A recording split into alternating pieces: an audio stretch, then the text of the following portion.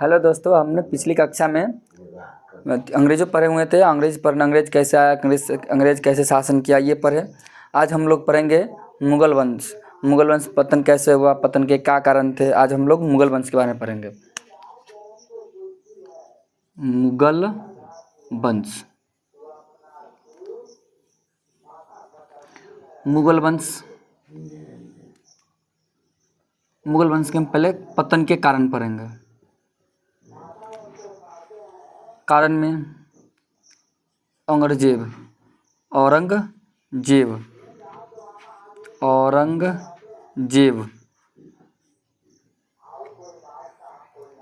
इन्होंने पैसा का ज़्यादा बर्बादी किया, ज़्यादा खर्च किया। दूसरी बात, इन्होंने ये अपने आप के ज़्यादा विश्वास करता और किसी दूसरे अधिकारी मंत्री पे विश्वास नहीं करता था। इसमें विश्वास की कमी था, विश्वास का कमी था इनके पास, और विश्वास की कमी था। और साथ ही साथ इन्होंने, इसके पास ईगो था। ईगो क्या था कि इन्होंने, जैसे भारत का मैप देख रहे हैं,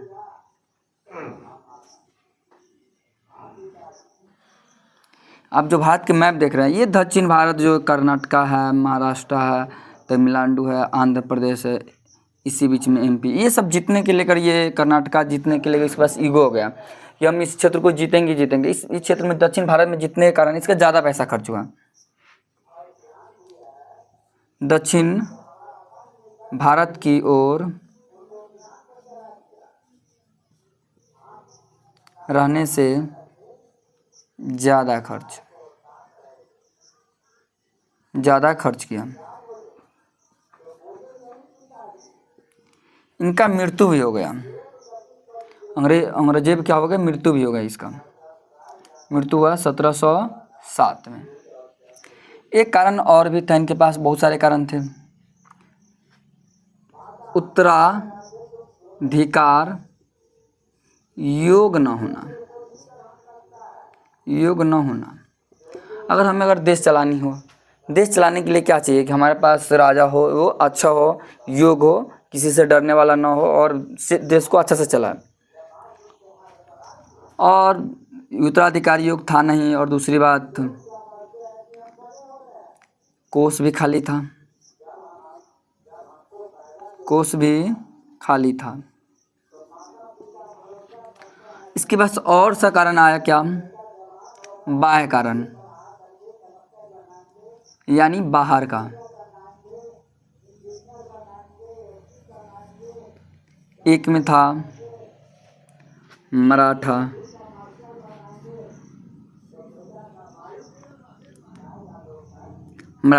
के बाद हो गया हैदराबाद।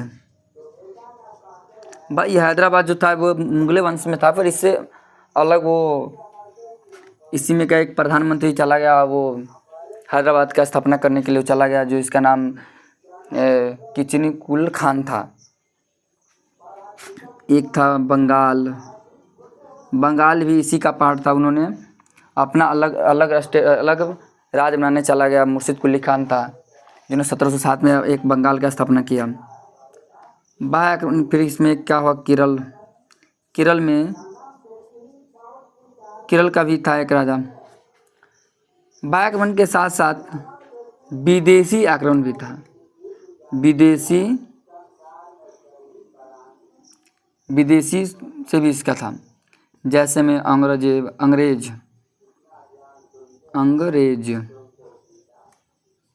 डच, पुर्तगाल और फ्रांस। इनके पास विदेशी आक्रमण के साथ साथ उत्तर पश्चिम का भी विदेशी आक्रमण था। जैसे में उत्तर पश्चिम में नादिर शाह जो 1739 में आक्रमण किया भारत पे। एक और था अहमद शाह अब्दाली, अब्दाली जो 1761 में पानीपत का युद्ध हुआ, इससे भी पानीपत के युद्ध हुआ। अहमद नादिर नादिर शाह 1739 में यहाँ से भारत बजा दी और कन्हौरी हीरा लेकर चला गया। अब हम देख लेते हैं कि मुगल वंश में कौन सा राजा योग है कि नहीं, उसके राजा के बारे में हम लोग पढ़ेंगे। फिलहाल जो हम देखें इसका प्रमुख कारण था, अब हम राजा के बारे में पढ़ेंगे। काहे गिर रहा है भाई मारकर।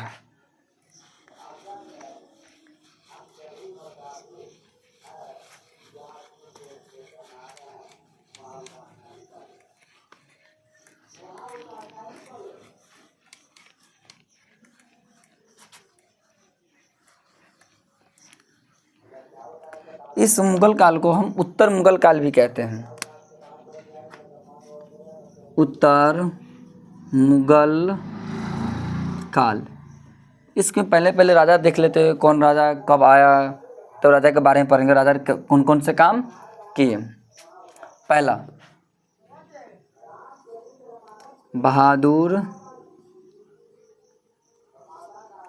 बहादुर शाह प्रथम। उसके बाद आया जहांदार शाह। उसके बाद आया फारूक सियर। फारूक सियर के बाद एक छोटे मोटे जो आया, जो उतना योग था नहीं, जो हमारे पढ़ने लायक है नहीं, फारूक सियर। उसके बाद आया मोहम्मद शाह रंगीला। उसके बाद आया अहमद शाह। उसके बाद आया आलमगीर द्वितीय। उसके बाद आया शाह आलम द्वितीय। शाह आलम द्वितीय।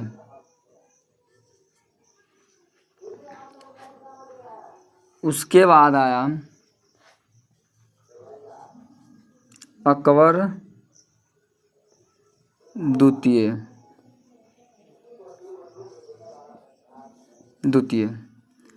उसके बाद आया बहादुर शाह जाफर, या तो इसको हम बहादुर शाह द्वितीय भी कहते हैं।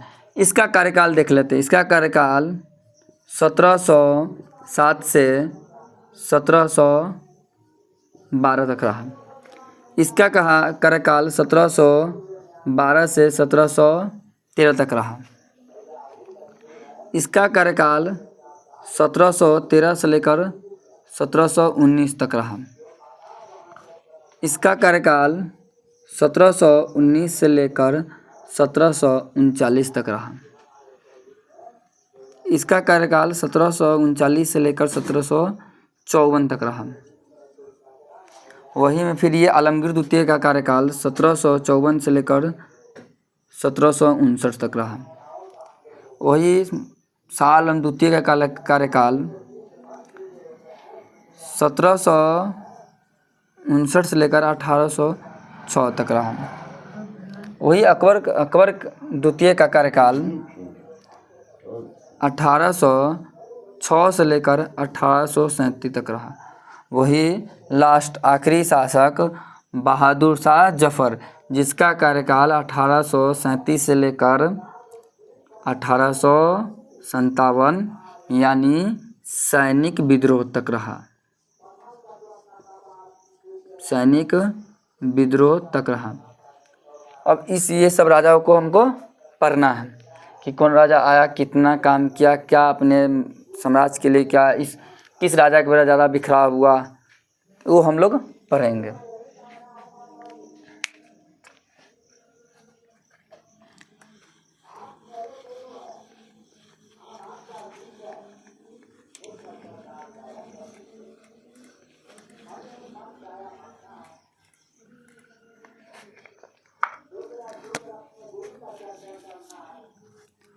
हम लोग पढ़ने वाले हैं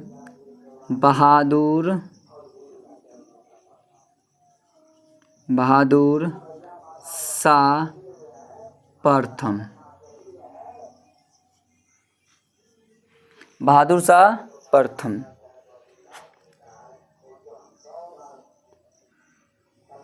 इन्होंने काम क्या कि इसके पिता जो थे वो धर्मांतर कराए हुए थे और बहुत सारा पैसे कर दिए थे और बहुत सारे राजाओं को बहुत सारा दुख दिए हुए थे। तो उन्होंने सबसे दोस्ती बनाने का प्रयास किया। पहला दोस्ती उन्होंने राजपूतों से बनाया, राजपूत से। दूसरा उन्होंने मराठों के साथ जेल से साहू जी को छोड़ दिया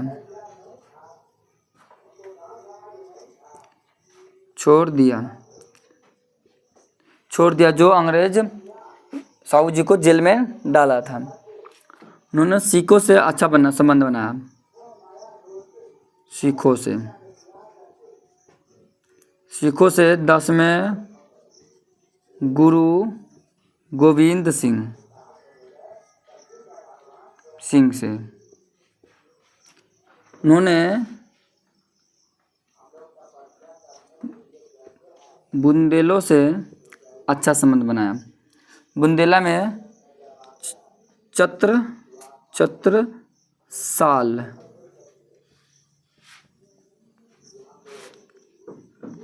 उन्होंने जाटों से भी अच्छा संबंध बनाया। राजपूत में रतन सिंह को राजा का पहचान मेरवार के राजा रतन सिंह को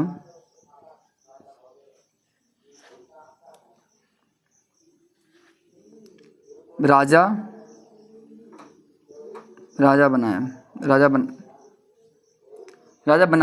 बनाया। ये सब बहादुर शाह प्रथम किए हुए थे। उसके बाद हम लोग पढ़ेंगे जहादार शाह। बहादुर शाह का जो कार्यकाल था वो 1707 से लेकर 1712 तक था। इसके बाद इसी का गुटबंदियों ने इसको मरवा दिया। इसके बाद जहादार शाह बना। जहादार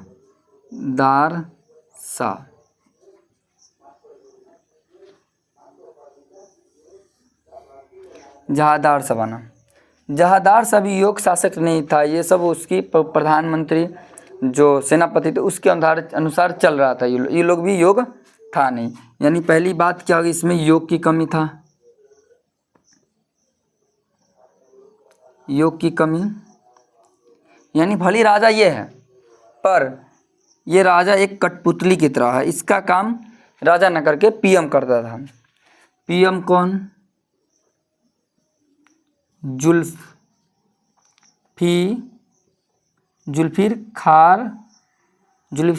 जुल्फिकार खान था। इन्होंने जुल्फिकार ने इजरा प्रणाली स्थापित किया था। इजरा प्रणाली की शुरुआत किया था। जहादार शाह में ही इसके जो अंदर में 3 गुटबंदी बन गए थे। एक तुरानी बन गए थे, तुरानी जो तुर्क के, एक बने थे अफगानी, एक बने थे हिंदुस्तानी में ही सैयद बंधु आते हैं। सैयद बंधु योग था नहीं, फिर सैयद बंधु की सहायता से जहादार शाह को मरवा दिया जाता है। जहादार शाह मर जाते हैं तो फारुखसियर बनते हैं। फारुखसियर के हम लोग अगले क्लास में हम लोग फारुखसियर के बारे में पढ़े। फारुखसियर के बाद मोहम्मद रंगीला पढ़ेंगे। उसके बाद जितने भी मुगल साम्राज्य आएंगे सारे शासक पढ़ेंगे। उसके बाद हम लोग बंगाल की तरफ चलेंगे और इसी में अगला चैप्टर अगला ही में देखेंगे जो जहादार से फारुखसियर आएंगे, फारुखसियर से मोहम्मद रंगीला आएगा। मोहम्मद रंगीला में ही हम लोग देखेंगे कि हैदराबाद से थी, हैदराबाद कैसे बना, बंगाल कैसे बना, ये सब हम अगले चैप्टर में पढ़ेंगे, अगले क्लास में। आज की क्लास इतना ही तक। Thank you.